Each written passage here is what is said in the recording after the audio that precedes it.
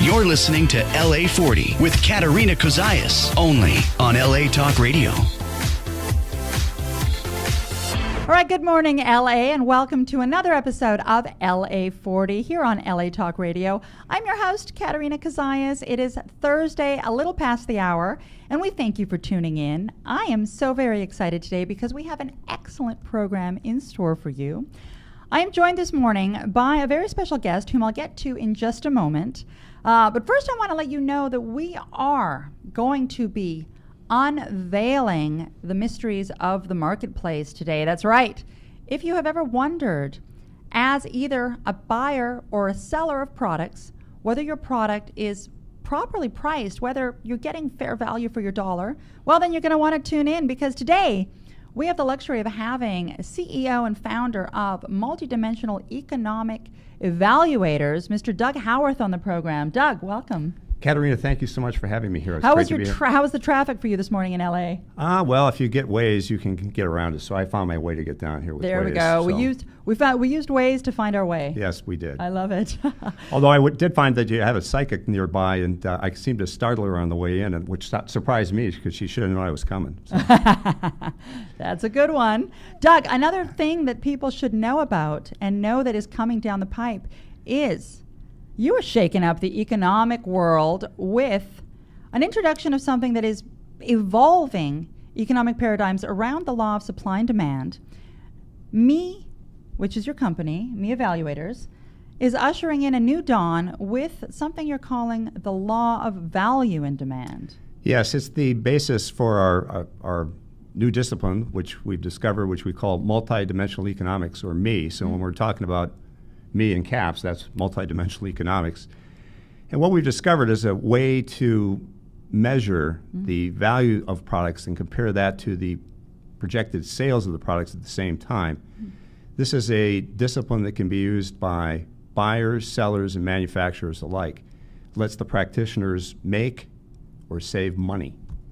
We all like that. Yes, and it basically unveils a whole bunch of properties of markets that you haven't seen before. Katerina likened it to having night vision goggles when everybody else is just trying to look with their bare eyes. So what it does is it shows the patterns in markets and reveals the responses that people have to products, and then compares that to the demand for the same products. Okay, so effectively what you've done then is you've taken a two-dimensional economic model. Yes. And you've added a way to value additional characteristics, additional components, to now offer a 4D view. Yes, precisely, yes. And this 4D view, which we'll get to presently, has been something that's been around since the beginning of time. Okay. This is just it's not an invention on our part, it's a discovery. Well, what you've done is you've effectively lifted the veil of value. Value was always there, but you're right. Now we're given a way to see it. Right. How excellent. Now, how did you see this at all? How did this come about? How did the light bulb go off for you? Well, this is an interesting story. I was my wife and I had our washing machine crash on us and needed to do the laundry.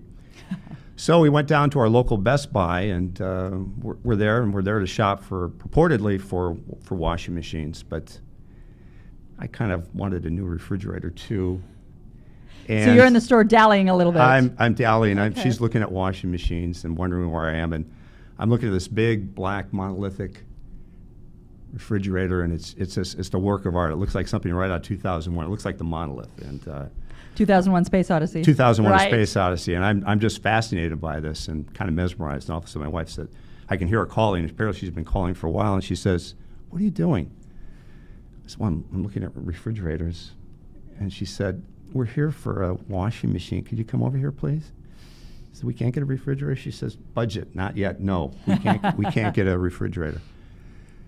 Come over here. I said, "Okay." So I came over there, and we started looking at the See, I wanted to do it right there. I was looking the at washing refrigerator. machines. And she says, now, Cousin Carlos told us that we should move from the top loader that we have to a front loader. So that's the reason I'm looking at this front loader here. And he also said that we might want to consider having added capacity from what we have at home. So this one's a little bit bigger than what we have at home. She says, now I like the next one up the line because it has more cycles and has the same capacity. And she says, now the next one up, you remember how loud our thing is at home? I was just rattling all the time. I go, well, of course. I said, well, this one It's quieter. is quieter. It has vibration reduction technology in it. And so I said, well, okay, that sounds pretty good. I said, well, what about the next one up the line? And she says, we can't afford it because of our budget. And then all of a sudden it hit me. Maybe it had been because I had been looking at the big black monolith and had a proto-human experience, much like the pre-man versions of the in Planet of the, or I should say, in 2001: Space Odyssey had when they looked at the sun and the moon riding over the monolith. It hit me. There was a four-dimensional structure that we'll reveal presently that she was working in as she was balancing, Juggling all these variables thoughts at the same time. And I said to myself, well, I think I do that at the same time. And then I wondered if everybody does this at the same time. And then I wondered further. I said, I wonder if there is a mathematical relationship to this that we could actually characterize with some math. And the punchline to this long-running thing was that there is, and that's what we discovered. Wow. And you can effectively use this analysis across all industries, if I understand correctly. Yes, it's something as simple as going from Best Buy running over to the Costco. Suppose Jane wants to buy some diapers for her baby. But suppose Jane wants to make sure she's getting the best value for her diaper dollar. Okay, right. And Jane, being a mom, juggling a budget, I'm sure, is wanting to know that. Right. So what Jane could do is Jane could go off to the internet, because the internet's going to have all these prices, and pull all the prices for these diaper packages. And then she could go off to another site where they rank all the diapers in terms of the features in it, something like being leak-proof, or having a wetness indicator, Sure, or the little comfort pieces the around comfort the thighs. pieces and the snap, Yeah. the quick snap thing. And so what people have done is they've actually ranked these for the consumers based on what the consumers have said. And what Jane would find if she were to take that feature and the number of diapers in a package and compare it to price, she would get a way to predict what a package is worth based on those features. And what she could find then, she could find diapers that are undervalued, underpriced, and she could actually buy those diapers and make herself a deal. So we've got Jane the mom with her diapers. How about men in their cars? Well, men in their cars, you can use the same kind of analysis. Say you're looking at electric cars, which are becoming pretty popular now. You could say, well, I want to look at all electric cars and see, we get a Nissan Leaf with its low range and low horsepower, but it's also got a lower price. And then you would look at things like the Chevrolet Volt and the Chevrolet Bolt, and then you get the lower range Teslas and the upper range Teslas. And what you would find is there's a relationship between the sustainable value of an electric car based on its range and its horsepower, among other things. So you can bring those values in as part of your 4D value model now that you're introducing. Yes, you can use that and then compare that to demand at the same time to get that fourth dimension. I love this because again, in my mind, I'm thinking this would be a great tool to apply to the real estate market as well. Yes, interestingly, this is in real estate. There have been some miscalculations by some people in New Jersey, in Alpine, New Jersey. There were some developers that several years ago put up a house for $68 million, stone mansion. Must have been a nice house, $68 very million, nice house. right? And what happened was 8 years later, they're still holding that house. They just dropped the price by $28 million, and they're still holding the house. It was that overvalued? Was that overpriced? Priced, Yeah, yes, the market knew what correction. the market knew what the value was, and they weren't about to pay for something that was that overvalued. And so the overpriced. developers were saying they were trying to find the market, which is basically code for they were trying to guess. And, Wow. And why would you guess when you could figure that out in advance? I'm sure they're not the only ones that guessed and made a mistake. Yeah, also in real estate, the Shard in London, the largest, tallest building in Western Europe, is a development that was put up in London on the, as the locals would call it, the wrong side of the river. Not that it was bad, it just wasn't as high priced as the other side of the river. In terms of the perceived value to the potential buyer. Exactly. Because I'm sure the building, the structure itself, all of the cabinetry, everything was top of the line. It was. And what happened was they discovered that it took them 3.5 years to get the place to 90% occupancy. And now several years, another couple years later from that, they still haven't sold any of the 10 apartments that they have that are priced up to 50 million pounds. Wow. So they've been left holding the bag for that. And then you have another example in aerospace. I'm kind of feeling a little planes and jets and well, I could see that. I could see that happening. Your background is in aerospace. My background is in aerospace. Yes. I spent a long time, 3 decades in aerospace. So we've studied that a little bit because we figured that we knew a little bit about that. So we wanted to start with that. But I've studied extensively this outfit called Eclipse Aviation that in the early 2000s was trying to build something called the Eclipse 500. Okay. And it was a 6-seat, 1,400-mile range capable, 430-mile-an-hour plane that the company wanted to sell at a very low price. And they priced it very low and got 2,600 orders very, very quickly. Amazing. Sounds good to me. Well, it sounded good to them too, except that the value of the plane was, by our estimate, 3 times that. And what happened was the company couldn't build the planes at that price, and they lost $1 billion, and they went bankrupt. Ouch. Now, the punchline to this is somebody might say, well, how do you know that you were right, Doug? Well, besides our math, which checked out, the company reformed, is now building something called the Eclipse 550, which is the same plane with just a few minor modifications, and is selling it for virtually the same price that we predicted several years ago. Wow. Yeah. So you can either guess at the marketplace and risk losing $1 billion and going bankrupt, or you can unveil the truth by tapping into this new I suppose it's is it a technology or a software? Is it a bit of both? Well, it's a bit of both. It's first and foremost as a discovery. These structures, these mathematical structures, have been around since back when proto-man was exchanging beef for berries. Right. This has existed since time immemorial. This is a discovery in the same vein that calculus is a discovery. Calculus existed before Newton and Leibniz discovered it. Multidimensional economics has been around since there was people to trade things in a market. So how does this differ from hedonic economics? Well, hedonic economics is attempting to get to part of the element with respect to the value of a product, in that they will try to estimate what the value of a product is by using typically something they call utility theory. Okay. And they will come up with some sort of utils, and then try to convert that to dollars. But the important difference between that and what it is that multidimensional economics is that we never have to use utils. It becomes a unnecessary conversion because dollars don't convert to utils uniformly across all these analyses that people do. And so it introduces another layer of obfuscation that you don't need to have. And then, crucially, it doesn't entertain the opposing force of demand, which we're about to get into here.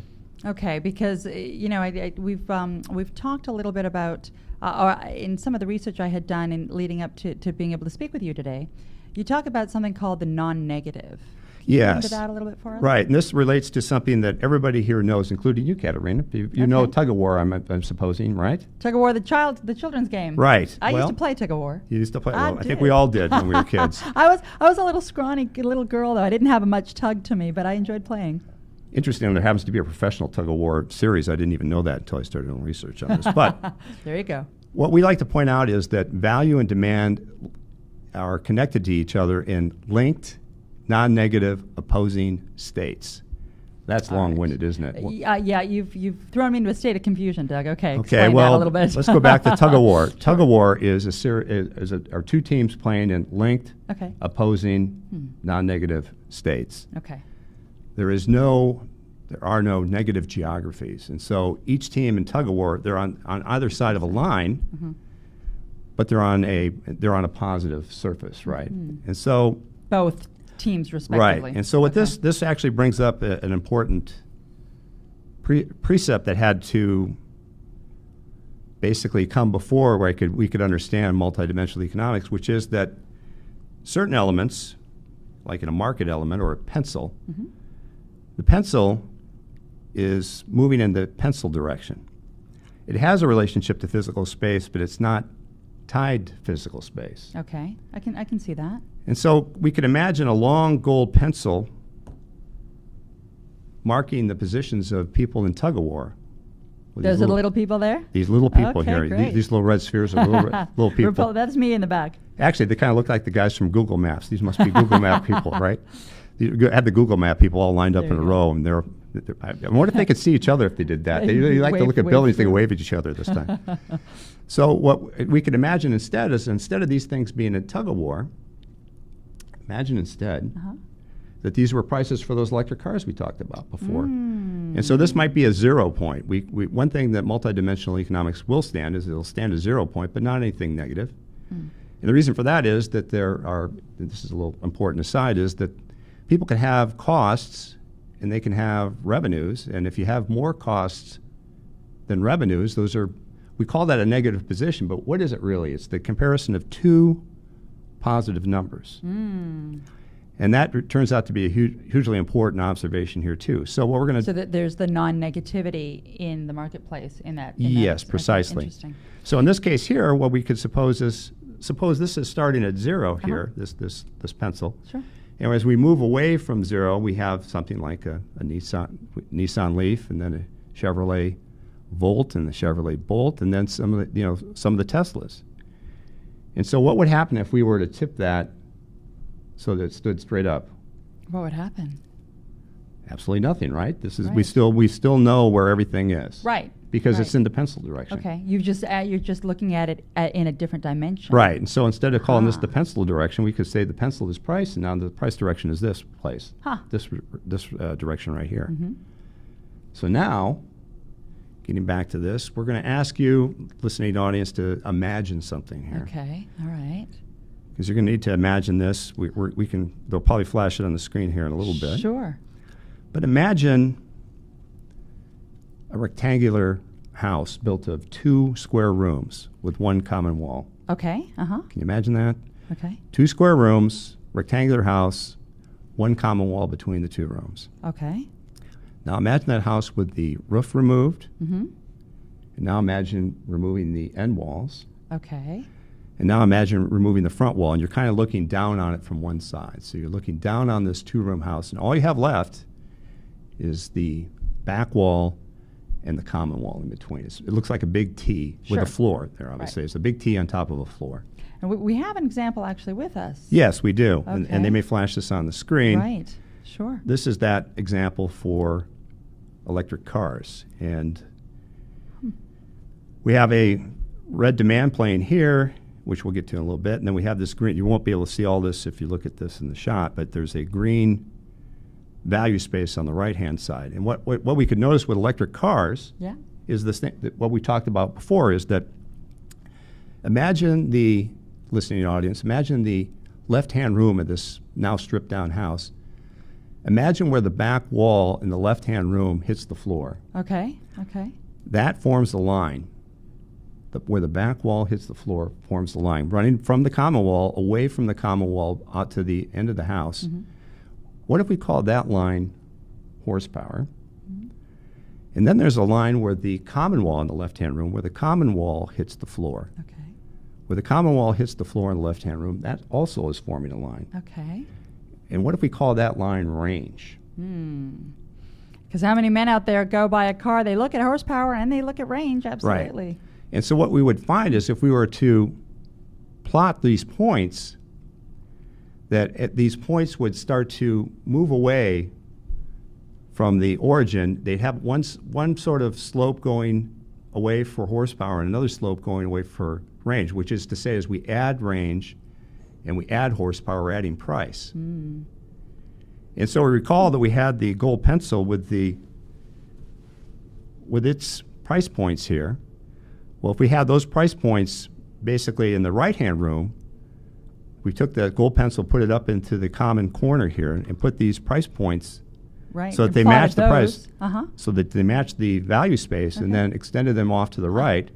We'd have a 2D plane that had the price points and quantities here in the right-hand room that would match the price points and the range and the value in the left-hand room.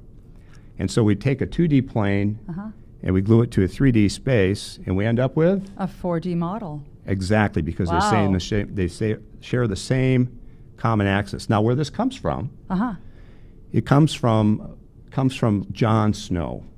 Jon Snow, like from the Game of Thrones Jon Snow? No, it comes from the real-life Jon Snow from the 19th century London. Okay, let's go into this a little bit. Dr. Jon Snow did not believe in the current theory of the day that all diseases were spread through bad air, which was known as the miasma theory. I was going to say, this is back in the days of the cholera epidemic. And yes, okay. I was stuck on Game of Thrones, but I know this Dr. Jon Snow as well. Okay. Right, and so in 1854, there was a cholera outbreak in Soho, London, and Dr. Jon Snow decided to take some steps to see if he could figure out what had happened. Okay. And so what he made for himself is he took a map of Soho.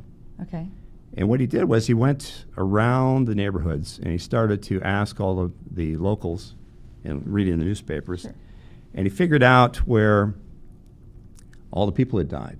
Okay. And what he started to do is make little black boxes. So he started plotting. We actually have an image of that. Yes. That I'd love to have our producers put up on the screen so that the viewing audience can follow. So he, in theory, started plotting these deaths along the map of Soho's London. Yes, right. London, Soho area. And he didn't know what he was looking for until he did, which is he found that these dots started to have a locus, a focal point, an origin. And that origin turns out to be the Broad Street pump. Okay. Now it's Broadwick Street in Soho. And back in the day, not everybody had running water in their house, so people would go to the pump and pump water into their buckets and take them home. Right. And people especially liked the Broad Street pump because it had cool, very nice tasting water. Okay. Well, at the time. At the time. And so Dr. Snow got them to shut the water off, and they started doing an investigation, and they discovered that the well had been dug underneath the cesspool. Somebody had a cesspool right up above where the water was, and it had leaked into. I was going to say, hence the contamination. Right, and so the officials had shut down the pump, and the cholera epidemic subsided, and in the process, Dr. Snow founded epidemiology. So this is kind of the basis for trying to get a dot plot of the range, horsepower, and price in the value space for these electric cars. So just as Dr. Snow had plotted the position of each of these deaths, so they would have an east-west position and a north-south position, and then they would have an altitude from the river. Right. It's exactly the same idea as plotting the left-right being, say, horsepower position, range, right, and the front-back position being range, and then finding a surface that explains that from the data. If you're just tuning in, we're here with Doug Howarth. He is the president and CEO, founder of Multidimensional Economic Evaluators, or ME Inc. And what I'd love to do is invite any callers to dial in and join this conversation. We can be reached at 818-570-5085. That was 818-570-5085. Because I know that a lot of our male listeners, and women of course, but men get a little happier when they're playing with horsepower and range and all of these things.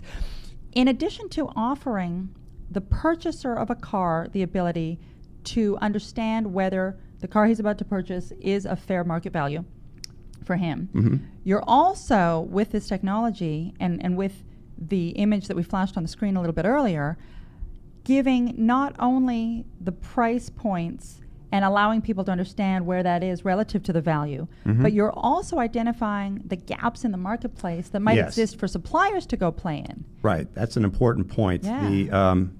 Because I can see it here. I can see the holes and the gaps in certain levels of price versus quantity. Right. And let me finish. I'll answer. We'll talk about that, but I want to answer another question you asked about the part of this is a discovery, but also part of it has been an invention. Our team has built up some software that lets you actually plot where all the products are in the market and find these gaps in multiple 2D plots and 4D plots that you can come up with to find gaps in the market where people are underserved, and that's what we're trying to get at. The best way to think of this is going back to American history, and you're from Canada, for recall collecting. Canadian. You're Canadian. I'm a Canadiana. Yes. Well, in the United States in the 1890s, we had several land rushes. Okay. And one of the land rushes took place in Oklahoma, I think, in 1893. And there were two groups of people that were trying to get into this land rush. There were the people that were going to wait patiently for the gun to go off, and literally they were guns. They were cannons all up and across the border. Like gun to go? Gun to go, okay. yes. Uh-huh. So those people were known as boomers. Okay. And then there were the people that took off a little bit early, and those were known as, they lived too soon, so they became Sooners. Hence the term boomer sooner. Well, what all these people were trying to do is to try to find the ideal plot of land for themselves. Now, what they were doing is they were just racing out and trying to see what they could find. What they could find as they're coming, right? as they're going along. And what our technology is doing is it's letting you see this in advance. You take all this data out there. What if you knew, if you were one of these settlers on that early morning in September, I think in 1893, what if you were one of these settlers and you already knew where all the boomers were, and you already knew where the best pieces of land were, the ones that had water and a hill and maybe a stream running by, or maybe even a river or a railroad or a road coming in, and you could actually find that. This would let you run out and get to that first. And so what this does is this lets the practitioners find the best space for themselves, but it also lets them avoid the other people that are coming in. Right. And so that it can become collaborative. Everybody doesn't have to run after the same space. They can run after all the other spaces that are also sufficiently good for somebody to settle down in. And this is one thing that I love about this technology is because, as a society, and especially millennials, the consciousness around the way business is done is shifting. Yes. And I really feel that we're moving away from this really strict, aggressive, competitive model to something that a lot of people are looking for, which is more collaborative.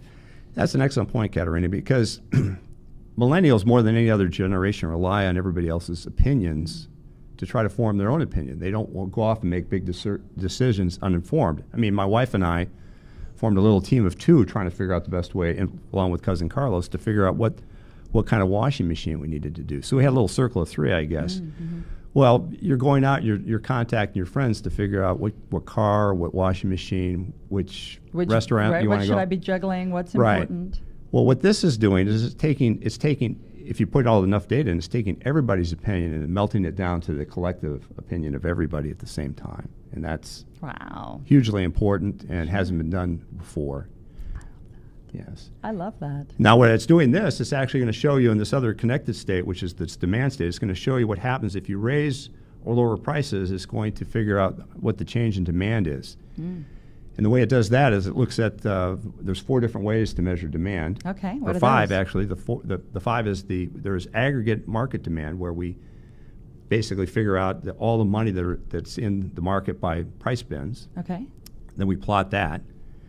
Then there is something known as the demand frontier, which is the outer limit of the demand curve, and that's inside the aggregate demand curve. Okay. And what that's showing you is that there's a certain outer boundary that the market won't allow. Now, this becomes hugely important if you're trying to sell a product. Well, you don't want to be outside of that outer boundary. No, you don't want to be beyond the outer boundary. Then you're going into that bankrupt zone. And that's what's happened to numerous projects, especially within the government, surprisingly. The government's basically bid several projects beyond that line, and then acts surprised when they don't go bust, right? Because they hadn't bothered to do the analysis to say that, oh, geez, there really is a line out there that we can't cross. Okay. So those are 2, yeah. Yes, and then inside of that, there's average demand, which is where you take the the average price in a group, and then you take the average quantity sold in a group, and you draw a line through that. Mm-hmm. And that can tell you if you've actually gotten to the point where you can continue to grow at the same rate. If you're below average demand, you've got a nice product, you can continue to grow to average demand and maybe approach the frontier. But if you're close to the frontier, you're probably not going to sell too much compared to that average demand thing. You're not going to be able to exceed that. And then there's another concept known as minimum demand, which actually shows the inner boundary of a market. Okay. And that's important from the standpoint that if your product's good enough to sell, it'll probably tell you what the minimum is that you could sell to see if you could use that for your break-even analysis. And so that becomes hugely important too. Now, have you stumbled across any industries where they hadn't used this, again, to their detriment? I know we talked about a few of them at the beginning of the hour.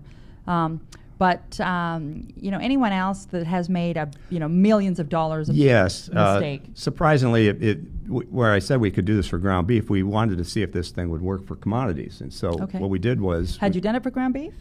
We decided to do it for ground beef. We hadn't done it before, so we decided to go out and say, look at commodities. And so we just said, ground beef's a commodity. Let's go take a look at that. Okay. And so it turns out that there's a beef producers organization at beefretail.org, I believe, that actually post the prices of all the large packages that they sell. They sell ground beef in 100-pound packages. Sure. And so they post the price of all their 100-pound packages by leanness. Okay. And what markets do is they give you'll see the packages in a shelf. So what I did was I got my data from beefretail.org. It gave me a series of prices for 100-pound packages, all of them, with different leanness grades to them. Right, because I know when I go to the grocery store, you're paying more money for the leaner. Yes, precisely. Right. 92%, 70%. Right. Okay. And so then what I did was I went up, so I'll go to my Walmart. I know they'll have a lot of packages. So I went to my local Walmart and got a bunch of packages of ground beef, ranging in size from 1 pound and the leanest that they had to the fattier ones, and then got a bunch of other packages to form a database.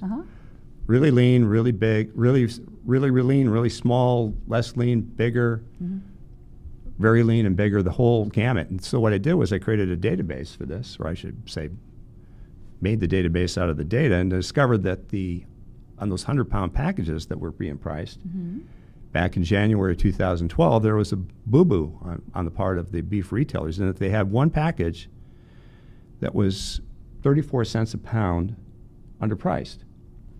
Doesn't sound like much, does it? 34 cents, Doug.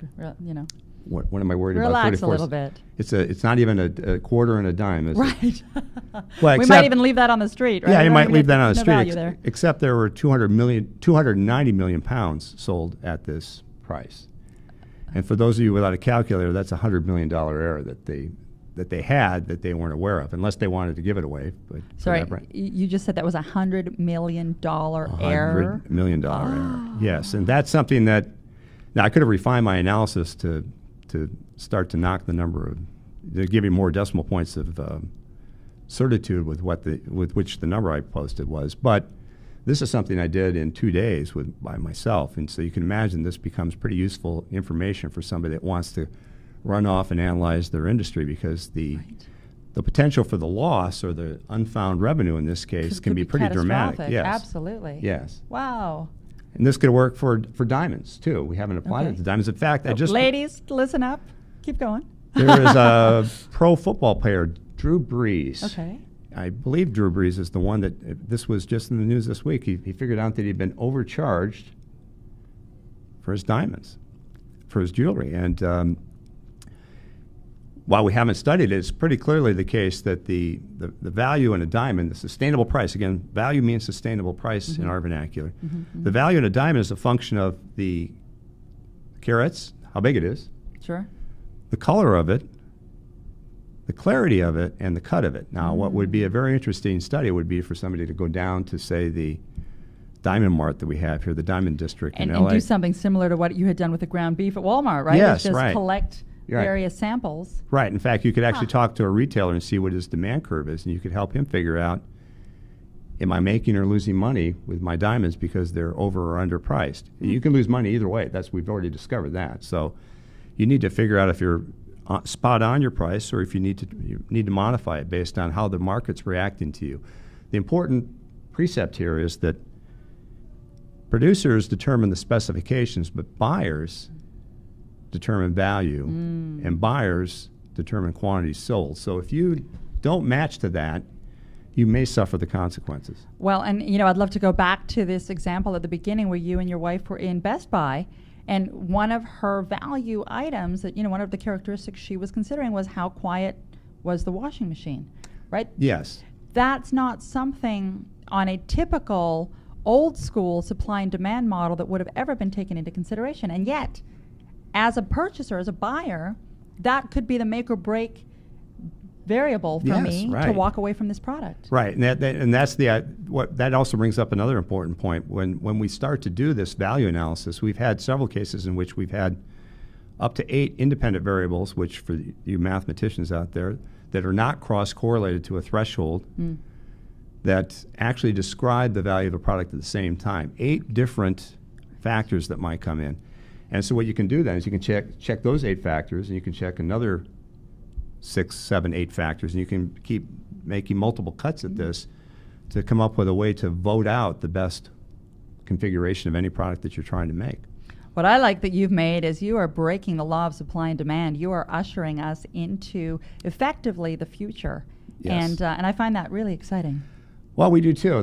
We've been kind of underground for most of our corporate life here. We were busy building our infrastructure, getting the software done. Absolutely. Writing the book that my agent's carting around right now. Creating the class that we just started teaching the class, and the software is done. So we're now debuting ourselves effectively into the world. If you can be a debutante at age 60-something, I guess I'm that right now. Which is so excellent. If people want to find out more about you and working with you and your software and your team, how can they find you? Well, they can write us at info, I-N-F-O, at Me Evaluators. That's MEEVALUATORS.com. Info at meevaluators.com. And if they write and they want to talk to us, we'll give them a 1-hour free consult, tell them what's going on. And our services to date have been consulting and classes and software. So we're selling software that you can figure this stuff out for yourself. There's no possible way we could consult for everybody that needs to have this technology. So and it sounds like everyone needs to have this. Well, if you're in the financial arena and you're buying or selling something, you probably want this. This would be pretty handy in the stock market, hedge funders. Yes, well, it should work for stocks. Stocks are a commodity item like anything else. You're buying to get a return on that, so you should be able to work that out too. So, yes. Right, absolutely. Yes. Well, I'm very excited about your book coming up. We'll have to delve into that. I'm very excited about the fact that this is now available. Yes. And I would highly urge anyone, especially on the supply side of things, to look into this very seriously, because Doug and his team have their hands and their pulse on something that can really lift that veil of secrecy around what value looks like for you or your product. Yes. That's exciting to me, Doug. Well, yes, thank you. It is, and we're excited about it too, and we'd like to share that excitement with our clients. So that's thank you. One of the reasons for coming out here today. And I was going to say, I thank you for coming out here today and for helping to shift the marketplace. Any last words for our audience? Well, just the point is that this phenomenon that we've unveiled here has existed since time immemorial. So the basic premise of this is much like figuring out that the Earth is not at the center of the universe. People thought that it was for a time being. Now we know better. And so the current economics that we have, which passes for modern economics, dates back to 1890. And that wants to tell you that you can analyze most things in a two-dimensional arena, and that's not the way. We don't play in that space anymore. Multidimensional economics is not that, and this reveals the other forces that are at work. So that's why I'd like to close on my end. Thank you. Absolutely. Well, we thank you so much for being here with us this morning. Okay. It's been excellent to have you. Thank you to anyone who was tuning in with us today. And if you have any follow-up questions, again, as Doug mentioned, feel free to email him and his team, or anytime, please go ahead and reach out to me, and I can connect you directly. As a friend of Katerina and LA40, it would be my pleasure to do so. And I know Doug if people are coming in through me, you'll be extra nice to them. Yes, absolutely, yes. All right. Well, thank you for tuning in to LA40. Doug, thank you so much for being here. Thanks, Katerina. I wish you all Appreciate the it. best of luck with this new technology. I know that you are so poised to shake up the economics world with this, and people need to be paying attention. I know they are. Yes, thank you. I appreciate it. We wish you all the best of luck. Thank you for tuning in. We will see Thank you again you. next week. I'm your host, Katerina, and we are out for today. Take care and enjoy your day.